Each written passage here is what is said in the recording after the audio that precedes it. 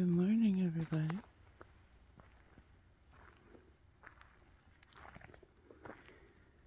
It is Sunday, August 20th.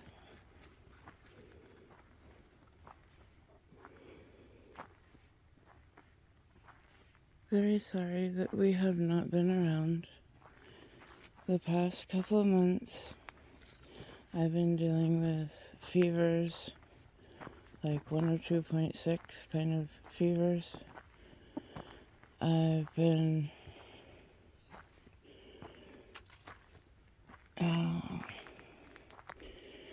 fighting something. We're not quite sure what it was, but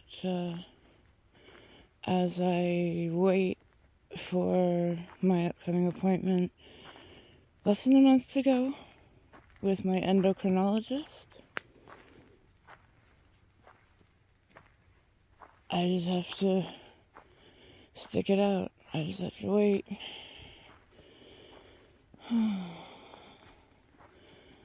I've done lots of waiting in the past, so I can be a patient. Absolutely. When I know this is a good endocrinologist, my nurse recommended that I ask for him, this guy specifically. He has hospital privileges. A lot of the things that we say to look for in a doctor. Somebody who could actually come see you if you have to be hospitalized. Somebody who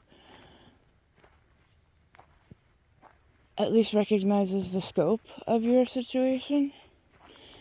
So for me, I've been having thyroid problems. My thyroid numbers have been so weird for, I would say, a year now. And my primary care, primarily she's useless. And she doesn't feel like she can even adjust my thyroid meds anymore.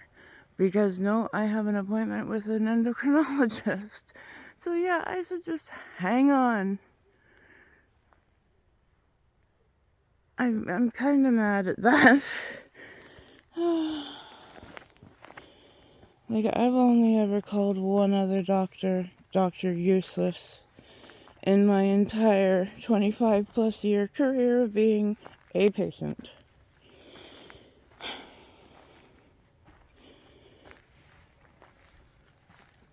I hate to say that because it is so rare that somebody is truly useless. But this doctor, she does the direct primary care model, which means we give her, my caregiver and I both are her patients for primary care, and we pay a flat fee every month with the expectation that we would get decent care in return. We are not even getting decent care. We're not getting any care. So we've been doing a lot of shuffling around. We're trying to get my pain meds managed by a pain management clinic so that I don't have to ask a primary doctor to manage narcotics. That's very difficult, and I do understand that. So hopefully, I've already gotten moved over to a pain clinic. Lorraine just has to get moved over, and once again, waiting for a doctor to have an opening for a new patient. And so it's like we're just waiting until we can become patients. Number one in the pain clinic, so we can get out of this primary care, and hopefully to somebody who's a little more local, so we don't have to do an hour-long drive just to. I mean, hey, right now we get video appointments. We don't have to actually go in a car anywhere.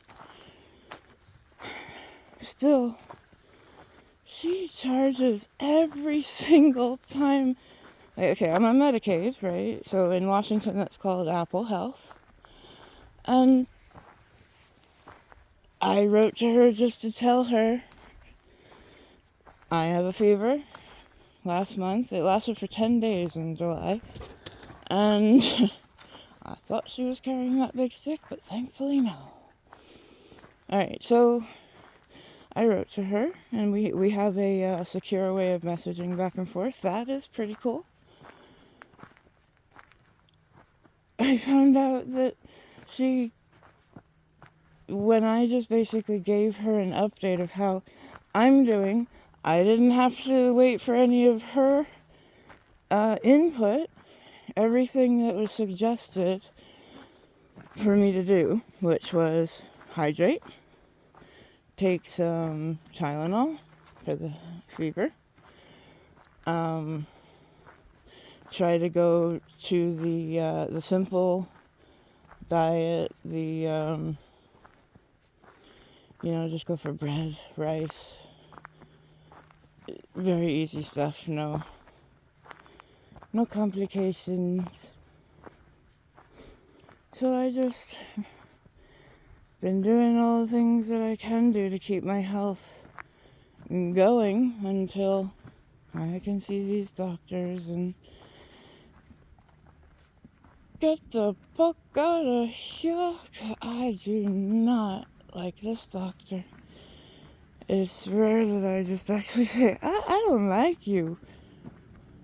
I'm willing to give all kinds of people all kinds of room for mistakes, for a bunch of things, but dang. All throughout the pandemic, it's been not a good example of what I would want. The reason I and Lorraine became patients in this clinic was because when our really great primary care was closing her clinic, we got moved over with a bunch of other patients to Dr. Useless. And I'm so sorry to have to tell her now our experiences of the past couple of years. She really thought she was handing us off to somebody who would take good care. Like, our old doctor was curious. She wanted to know why we were doing certain things, why we had certain kinds of rashes that she had never seen before. I love that curiosity.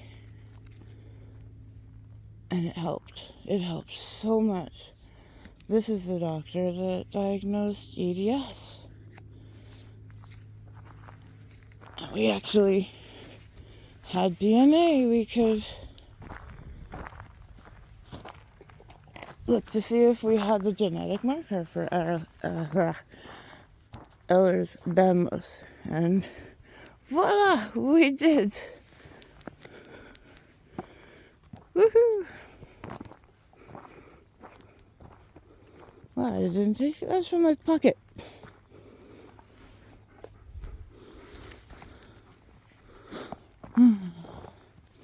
So,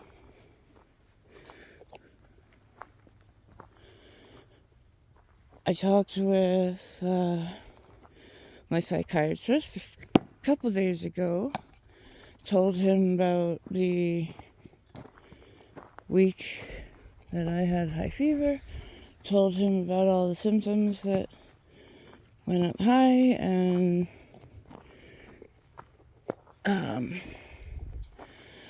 but I really love how he respects my reticence of trying more medication. I don't want to just have that be my first move. Like, when I'm relaxing, I get these really strange twitches. The more I try to relax, the more my body tenses up.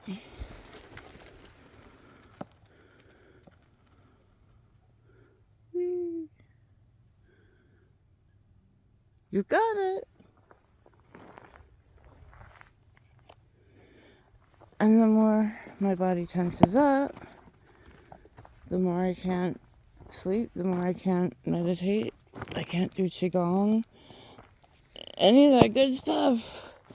And anybody that knows me knows meditation is a mainstay of my keeping my inner balance.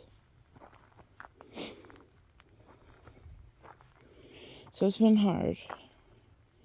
But like I told him, I don't want to bump up any meds. I've not been well, so symptoms have been a bit heightened. That's a kind of normal thing for me. We're going to wait and see, do things stay really... do my symptoms keep on staying at these levels? If yes, then we will look at medication. But not there yet. And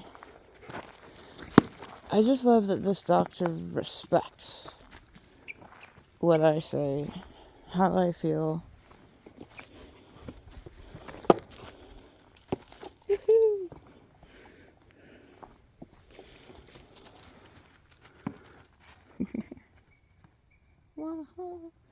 Yes, good morning, little squirrel.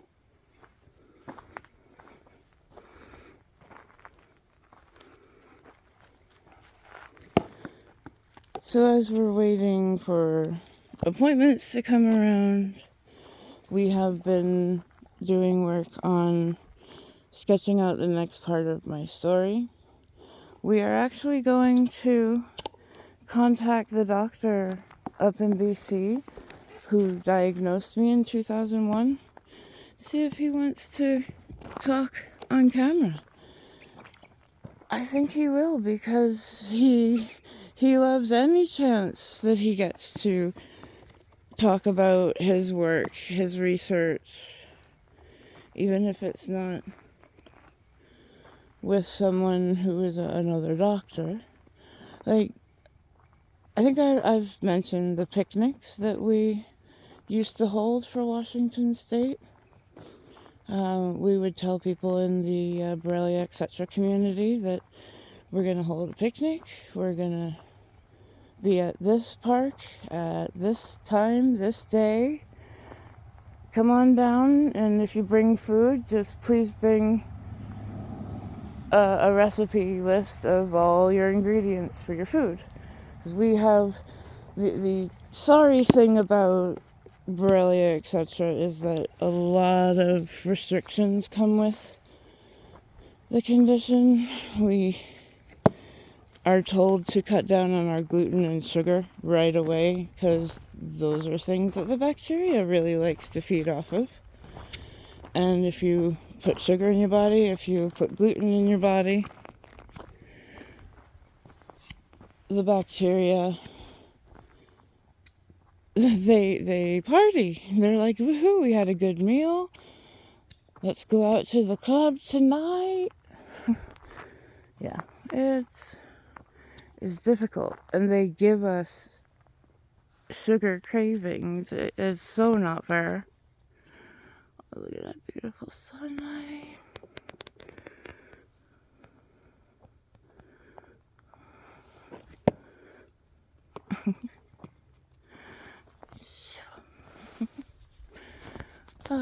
So I guess that's really all of the major updates. Hurry up and wait. I've been in this place a lot as a patient.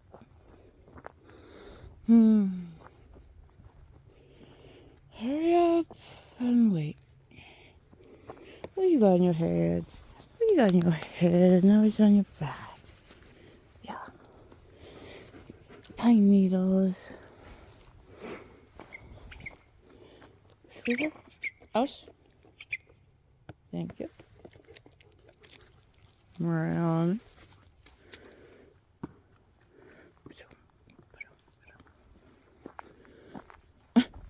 You completely let that go. Oh, so I don't think there's really much else. I hope everybody is having a good start to their summer, although I should say I hope everybody's had a good close of their summer. I hope people are getting ready to be back in school, whether you're a parent of a child or if you're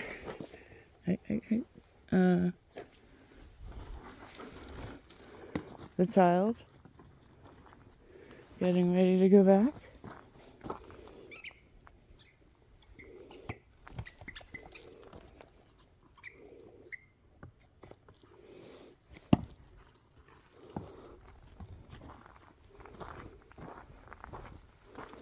So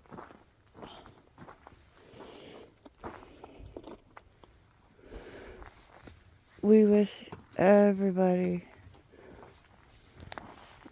a wonderful start to this new school year. And we wish people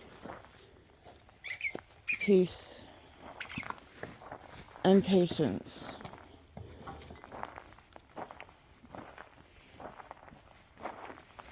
All I can say is please understand we still have mothers and fathers who are keeping our kids at home.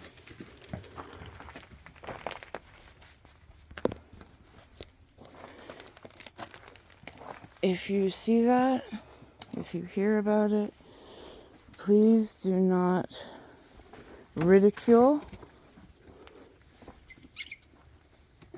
those parents in any way. There may be some stories in there like my brother, who is homeschooling my nephew, my older nephews, and they're out of school now, my goodness. But the 10-year-old, of course, still, he's doing fantastic in school and really thriving with the at-home learning setup. He's skipping ahead in his reading level. He's skipping ahead in his vocabulary, his ability of math, and some people really thrive.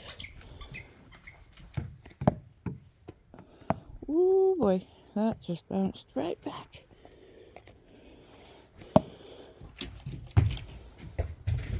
So it may not just be that somebody is, oh no, COVID, but it may be that person is worried about somebody at home in their inner circle. So please be considerate. Think beyond yourself. Right, puppy? It's good to think of others. All right. We hope everybody has a wonderful rest of the day. Cheers.